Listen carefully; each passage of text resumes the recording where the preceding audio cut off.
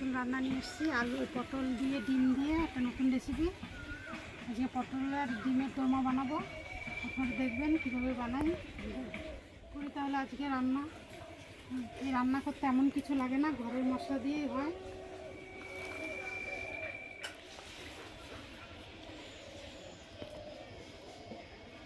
এই যে আগে পটলগুলো কেটে নেব। পটল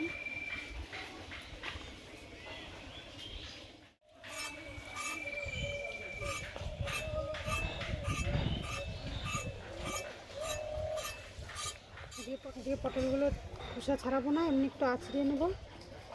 এই যে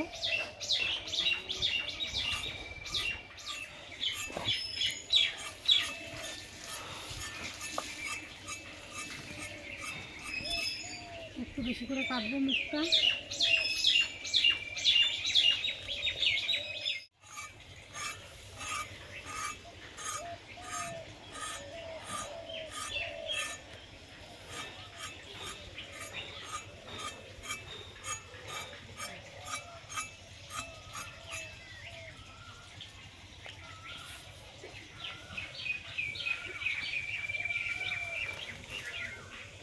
পটলগুলো কচি আছে, দেখুন কচি পটল, নরম নরম।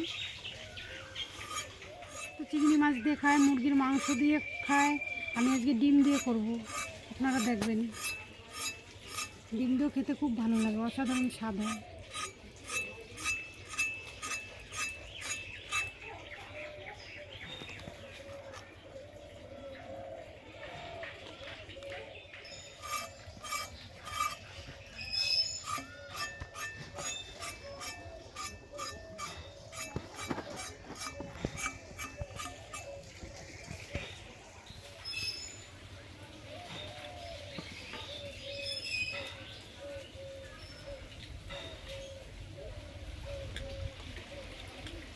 এবার একটা চামচ দিয়ে ভেতরের এগুলো সব দানাগুলো সব বের করে নেবো।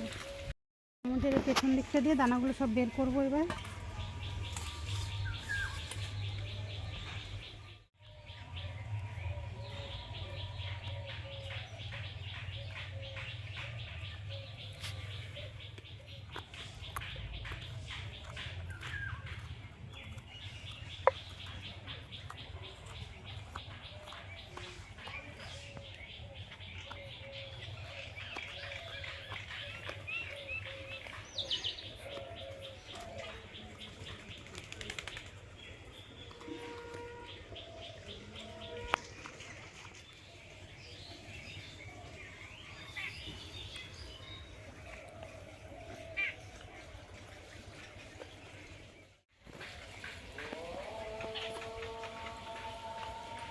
দেখুন আমি দুটো করেছি, এইভাবে সবগুলো করে নেব।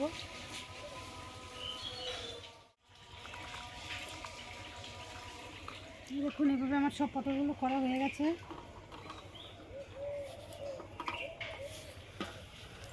এখন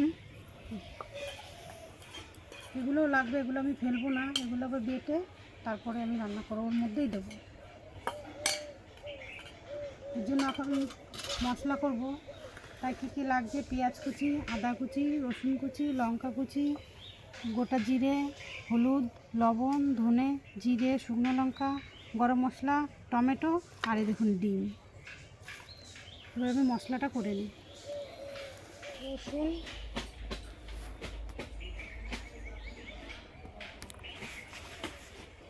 আদা, রসুনগুলো বেছে নেব।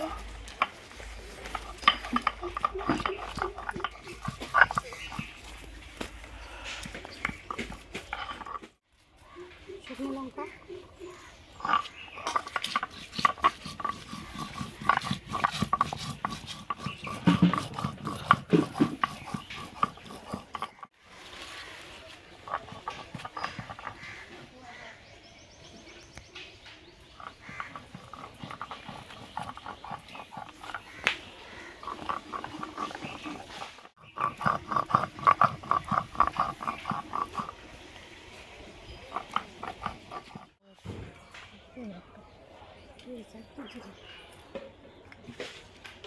জিরে, গোটা জিরে বেটে নেব।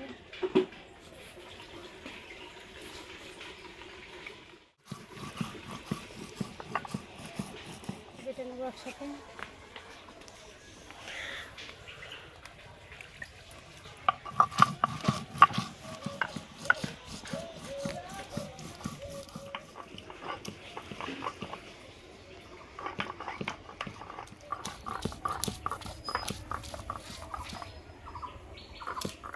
আমার সব মশলা করা হয়ে গেছে, আমি সব বেটে নিয়েছি যা যা লাগবে। এখন আমি উনুনটা ধরিয়ে দিই।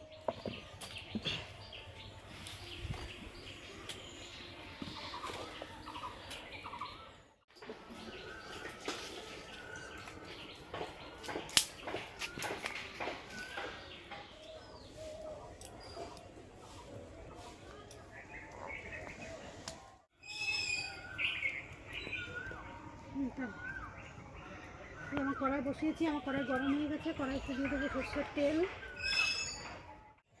দিয়ে দেবো তেল গরম হয়ে গেছে, দিয়ে দেবো পেঁয়াজ কুচি,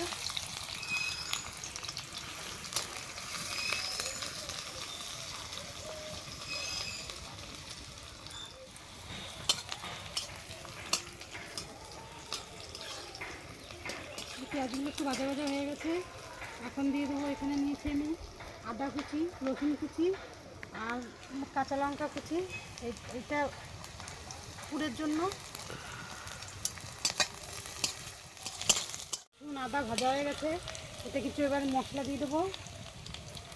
হলুদ,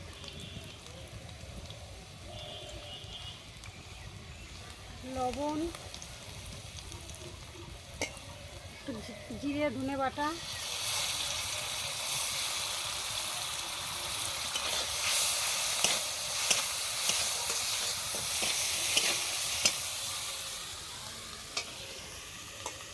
এই পেঁয়াজ, সেই পটলের দানাগুলো বেটে রেখেছিলাম, এটা দিয়ে দেবো এখন।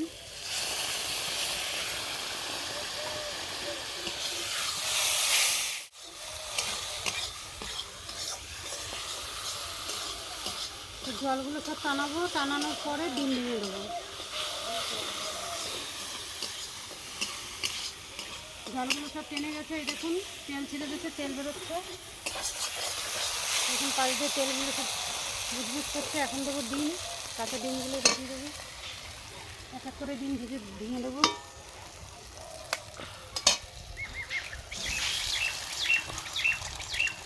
তিনটে ডিম নিয়েছি।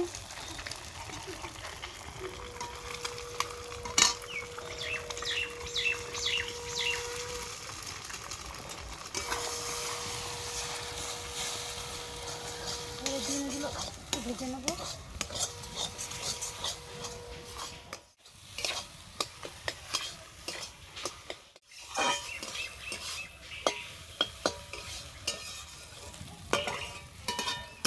ডিমের পুর তৈরি করা হয়ে গেছে, এবার এগুলো নামিয়ে নেবো আমি।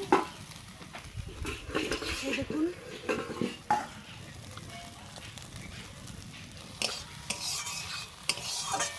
পুরগুলো পটলের মধ্যে এক এক করে সব পুরে নেবো, চেপে চেপে।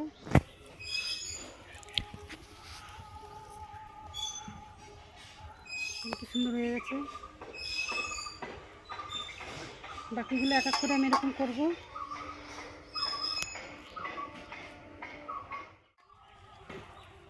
নারকেল পাতা কাটি আমি ছাড়িয়ে নিয়েছি, কাটি দিয়ে মুখটা ভালো করে আটকে দেবো যাতে বেরোতে না পারে।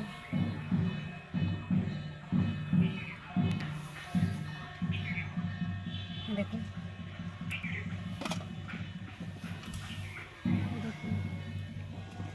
এক এক করে আমি সবগুলো আটকে নেবো এরকম।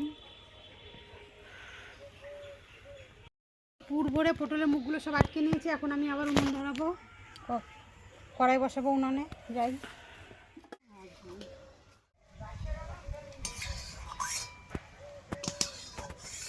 সর্ষের তেল দিয়ে দেবো। তেল গরম হয়ে গেছে, দিয়ে দেবো একটু হলুদ। এবার এক এক করে পটলগুলো সব ভেজে নেবো।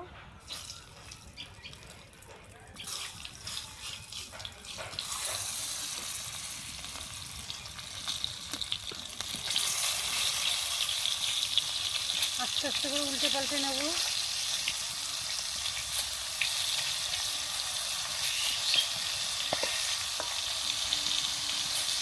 আমি কিন্তু ছলা কাঠিগুলো বের করেছি নারকেল পাতা থেকে, ঝাঁটা থেকে না, কিন্তু আপনারা ভাববেন না যে ঝাঁটা থেকে বের করেছি।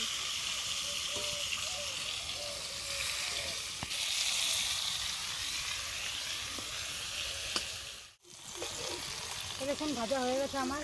এবার তুলে নেবো এক এক করে সব। দেবো কড়াইয়ের মধ্যে একটু তেল আছে, ওই তেলেই তেল দিয়ে দেবো, সর্ষের তেল। একটা গোটা এলাচ, শুকনো লঙ্কা, দুটো লবঙ্গ, দারচিনি, তেজপাতা, জিরে,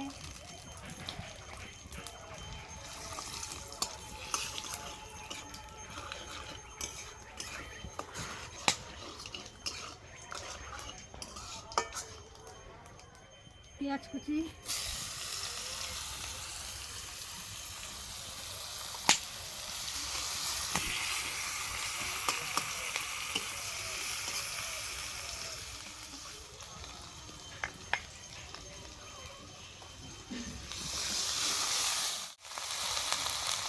হলুদ।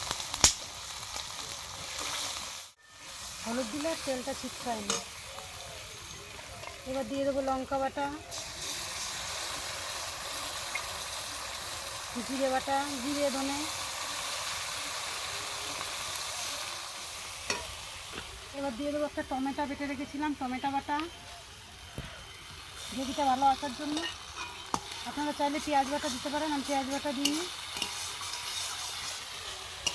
একটু ভালো করে কষে নেবো, নাহলে টমেটো দিয়ে কাঁচা গন্ধ ছাড়বে।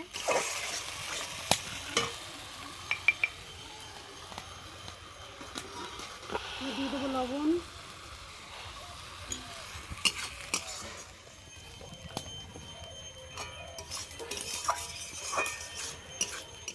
মশলা কষানো হয়ে গেছে, চারিদিকে তেল বুদুর বুদুর করে ফুটছে। জানবেন মশলা কষানো হলে তবেই তেল ছাড়ে, নাহলে কিন্তু তেলটা ছাড়ে না, গন্ধ ছাড়বে একটা তরকারি যদি মশলা যদি না কষানো হয়। মশলা কষানোর কাছেই থাক। এবার দিয়ে দেবো অল্প জল। পটলটা এমনিতেই ভাজা সিদ্ধ হয়ে গেছে, ঝোলটা জাল হলেই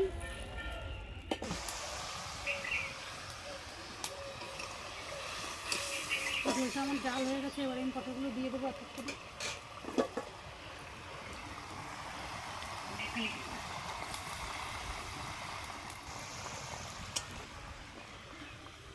একটা পটলগুলো মুখ খোলেনি আর বেরিয়ে যায়নি, দেখুন কি সুন্দর সব আটকে গেছে মুখগুলো।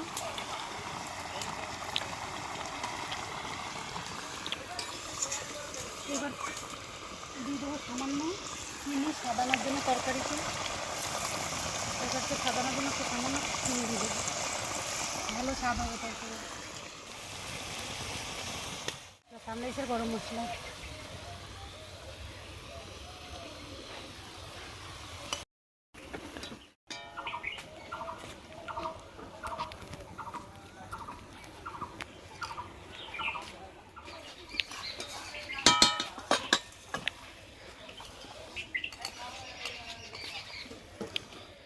আমার পটলের চোরমা রেসিপিটা হয়ে গেছে। আপনারা তো দেখলেন আমি কিভাবে করলাম। আপনারা কে কে করে খেয়েছেন আমি জানি না, কিন্তু খাবেন এভাবে করে আর আমাকে অবশ্যই জানাবেন যে কেমন হয়েছে, খেতে কেমন লাগছে। হ্যাঁ, আমার কাছে খুব ভালো লাগে। এখানেই শেষ। ভালো লাগলে অবশ্যই লাইক শেয়ার কমেন্ট করবেন আর আমাকে জানাবেন কেমন হয়েছে রান্না। নমস্কার, ভালো থাকবেন।